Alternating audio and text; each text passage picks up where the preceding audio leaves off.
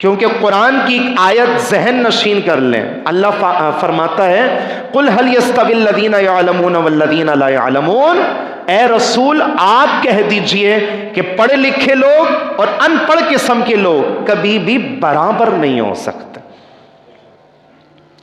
1945 میں امریکہ نے جاپان کے اوپر 2 مرتبہ ایٹم بم پھاڑا تھا، سب کو پتہ ہے، اور بعد میں یہ کہا کہ وہ ہم لے کر جا رہے تھے تو وہ غلطی سے پھسل کر گر گیا. اتنی بڑی غلطی ہو گئی.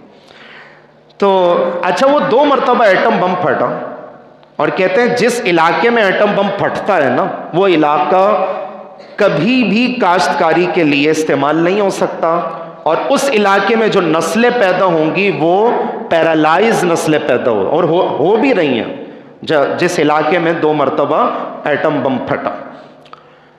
1990 کے اندر جب جاپان کا پوری دنیا کے اندر توتی بولتا تھا، ہر پروڈکٹ آپ دیکھیں جاپان کی تھی اس زمانے میں، چائنا کی اتنی ویلیو نہیں تھی.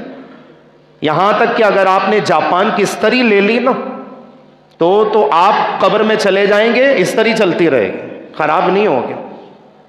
یہ ہے ان کی کوالٹی ہے. اور ہو سکتا ہے یہاں بہت سارے لوگ ایسے ہوں جن کے پاس وہی 90 کی دہائی والی استریاں رکھی ہوں جو اب تک چل رہی ہیں. شادیاں ہو گئیں، اولادیں ہو گئیں، دادا نانا بن گئے، استری وہی چل رہی. 90 کی دہائی میں کسی نے پوچھا کہ سر آپ کی مارکیٹ 7ویں آسمان پہ پہنچی ہوئی ہے تو راز کیا ہے؟ حالانکہ آپ بہت بڑے کرائسس میں آئے تھے کہ آپ کی نسلیں تک ختم ہو سکتی تھیں، مگر آپ کا جو کاروبار اور جو بزنس ہے اور آپ کی جو پروڈکٹ ہے، بندہ ختم ہو جاتا ہے، آپ کی پروڈکٹ چلتی رہتی ہے. تو کیا راز ہے؟ ترقی کا کیا راز ہے؟ وہ جاپان کا جو پریزیڈنٹ تھا یا پرائم منسٹر تھا وہ کہنے لگا کہ مسلمانوں کی کتابوں میں ایک آیت ہے، اس آیت پہ جب ہم نے ریسرچ کی ہے اور ریسرچ کرنے کے بعد جب اس کا امپلیمنٹ کروایا ہم نے تو اس آیت کریمہ کی برکت سے جاپانی لوگ ترقی حاصل کر گئے. مسلمانوں نے پوچھا کہ سر ہم تو ماشاءاللہ پوری کتاب کے حافظ لوگ ہیں، پورا قرآن مجید ہم نے حفظ کیا ہوا ہے، تو وہ آیت کون سی ہے جو ہم ترقی نہیں کر سکے؟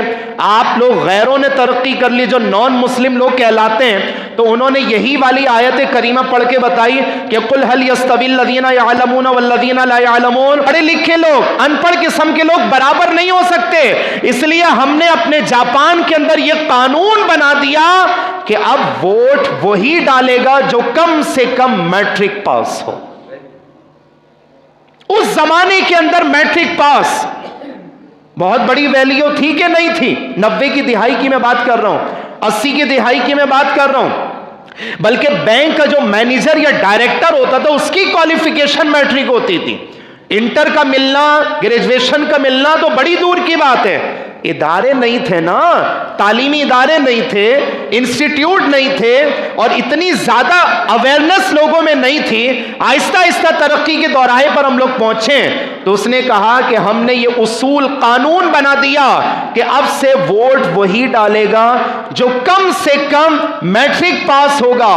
ہوا یہ کہ پڑھے لکھے لوگوں نے جب ووٹ دیا نا تو پڑھے لکھے لوگ گورنمنٹ میں آئے. جب پڑھے لکھے لوگوں کے ہاتھوں میں سلطنت کا نظام اور حکومت کا نظام جب آیا تو ہمارا ملک آہستہ آہستہ ترقی کر گیا. مسلمانوں کی کتابوں میں یہ آیت کریمہ لکھی ہوئی ہے مگر بدقسمتی سے عمل درآمد غیروں نے ہی کیا ہے.